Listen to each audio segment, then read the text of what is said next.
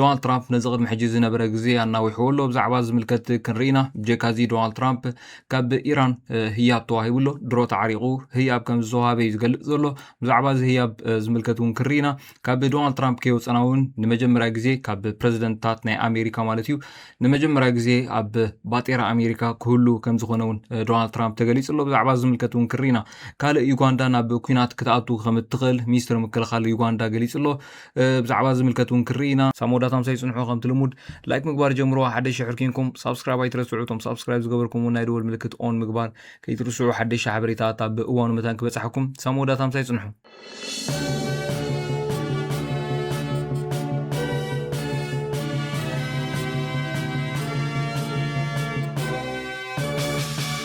ፕሬዝደንት ኣሜሪካ መመንጨው ጸዓት ኢራን ክግበር ዝተሓሰበ መጥቃዕቲ ን10 መዓልታት ኣናዊሕዎ ፕሬዝደንት ኣሜሪካ ዶናልድ ትራምፕ ኣብ ትሩዝ ሶሻል ኣብ ዘርግሑ ጽሑፍ ብዛዕባ መጥቃዕቲ መመንጨው ጸዓት ኢራን ዝተዋህበ 5 መዓልታት ከም ዘናውሖ ኣፍሊጡ ተወሳኺ ኣብ መንጎ ኣሜሪካን ኢራንን ዝካየድ ዘሎ ዝርርብ ይቕጽል ከም ዘለውን ሓቢሩ እቲ ጽሑፍ ፕሬዝደንት ከምዚ ይብል ብመሰረት ኢራን ዝቐረበ ሕቶ መሰረት ኣብ ልዕሊ መመንጨው ጸዓት ኢራን ክግበር ዝተሓሰበ መጥቃዕቲ ን10 መዓልታት ክሳብ ሶኒ ዕለት 6 ሚያዝያ 2026 ብኣቆጻጽራ መብራቕ ክሳብ ሰዓት 8 ድሕሪ ቀትሪ ኣናዊሕና ኣለና ዝርርብ ምስ ኢራን ይቕጽል ኣሎ ወላ እኳ ናይ ሓሶት መራኸቢ ብዙሃን ካልኦት ጉጉይ ሓበሬታትን እንትሃቡ ኣዝዩ ጽቡቕ ይኸይድ ከም ዘሎን ኣብዚ ጉዳይ ስለ ዝሃብኩምን ኣቓልቦ የቐኒየለይ ፕሬዝደንት ዶናልድ ጄ ትራምፕ ብምባል ጽሒፉ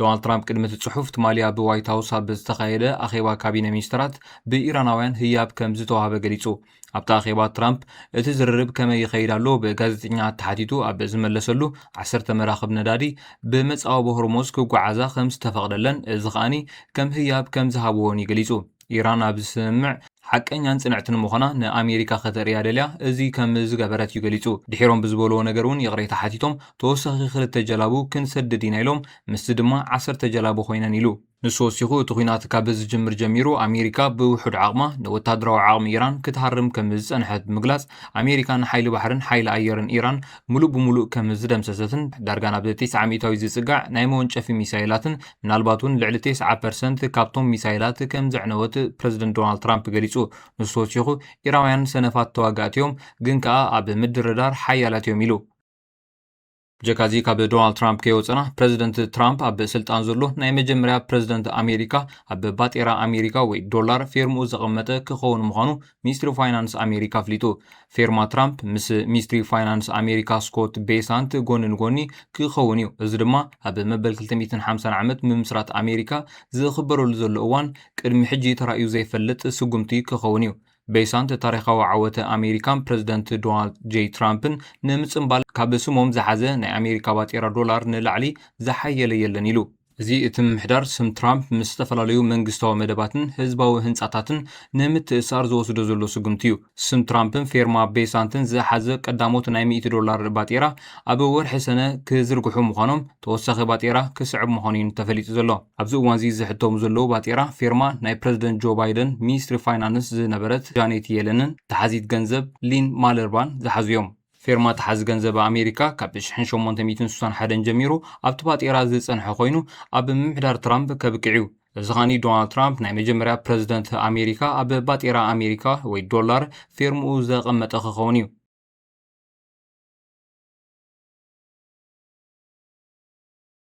ሓላፊ ሰራዊት ዩጋንዳ ጀነራል ሙሁዚ ካይንሩጋባ ኣብ ሓያሎ ጽሑፋት ናይ ትዊተር ንእስራኤል ዘለዎ ደገፍ ክገልጽ ብተደጋጋሚ ዝረአ ኮይኑ ሃገሩ ኣብ ጎኒ እስራኤል ኮይና ምስ ኢራን ናብ ኩናት ክትኣቱ ከም እትኽእል ይሓቢሩ ሙሁዚ ትማረቡ ኣብ ዝጸሓፎ እቲ ኣብ ማእከላይ ምብራቕ ዘሎ ኩናት ሕጂ ክውዳእ ኢና ንደሊ ዓለም ሰልችዋ ኣሎ ክብል እንከሎ እስራኤል ንምጥፋእ ወይ እውን ንምስዓር ዝብሉ ዝኾነ ይኹን ዘረባ ግን ናብ ኩናት ከእትወና ይኽእል ኢሉ ሓላፊ ሰራዊት ዩጋንዳ ሙሁዚ ካይንሩጋባ ወዱ ንናይ ሕጂ ፕሬዝደንት ዮሪ ሙሴቪኒ ኮይኑ ኣብ ትዊተር ብግልጽ ምዝራብን ኣብ ኣህጉራዊ ፍጻመታት ብዘለዎ ርእይቶታትን ዝፍለጥ እዩ እቲ ኣብ ማሕበራዊ መራኸቢታት ዝህቦ ኣረኣያ ንመርገፂ መንግስቲ ዘንጸባርቕ ከም ዘይኮነ እኳ ዝገልጽ እንተኾነ ተንተንቲ ግን መብዛሕትኡ ግዜ ንርእይቱ ከም ምልክት ፖሊሲ መንግስቲ ገይሮም እዮም ዝርእይዎ ምሁዝ ኣብዚ ጉዳይ ዘለዎ መርገጺ ኣሜሪካን እስራኤልን ናብ ልዕሊ ኢራን ዝገብርኦ ዘለዋ ኩናት ብዝምልከት ዘየማትእ መርገጺ ከም ዘለዎ ዝገልጽ ኮይኑ እስራኤል ሓገዝ እንተደልያ ግን ምልክት ጥራዩ ዘድልየና ዩጋንዳውያን ኣሕዋቶም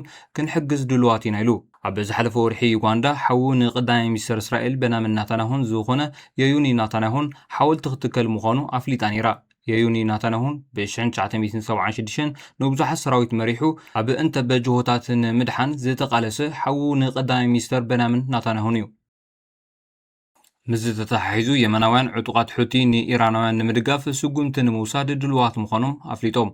መሓዛ ኢራን ምዃኖም ዝፍለጡ ዕጡቃት ሑቲ ኣድላይ እንተኮይኑ ንኢራን ንምድጋፍ ናብቲ ኩናት ክጽንበሩ ድልዋት ምዃኖም ሓደ ላዕለዋይ መራሒ ንሮይተርስ ሓቢሩ።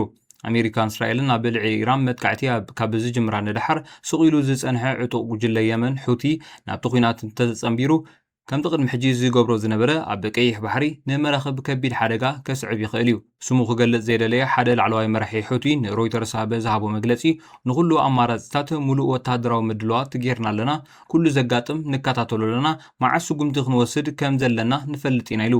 ሑቲ ኣብ እዋን መጥቃዕቲ እስራኤል ኣብ ልዕሊ ጋዛ ኣብ ልዕሊ እስራኤል ሚሳይላት ካብ ምትኳስ ተወሳኺ ኣብ ቀይሕ ባሕሪ ዝሓልፋ ዝነበራ መራኸብ እውን ብምጥሓልን መጓዓዝያታት ባሕሪ ብምስትንኻልን ዝፍለጥ እዩ። እዚ ድማ ድሮ ነቲ ብምዕፃዊ መፃወቦ ሆርሞዝ ዝተፈጥረ ዝያዳ ከተሓላልኾ ብምግባር ንዋሕዲ ነዳዲ ዝያዳ ከጋድዶ ከም ዝኽእል ይግመት። ኣብ ወሽመጥ ዓረብ ዝተራእየ ምዝንባዕ ጉዕዞታት መራኸቢ ዋጋታት ዘይተጻረየ ነዳዲ ክውስኽ ገይርዎ እዩ። ቅድሚ እቲ ቅልውላው ብምጅማሩ ንሓደ በርሚል ኣሳት $70 ዝነበረ ሕጂ ናብ $100 በሪኹ ይርከብ።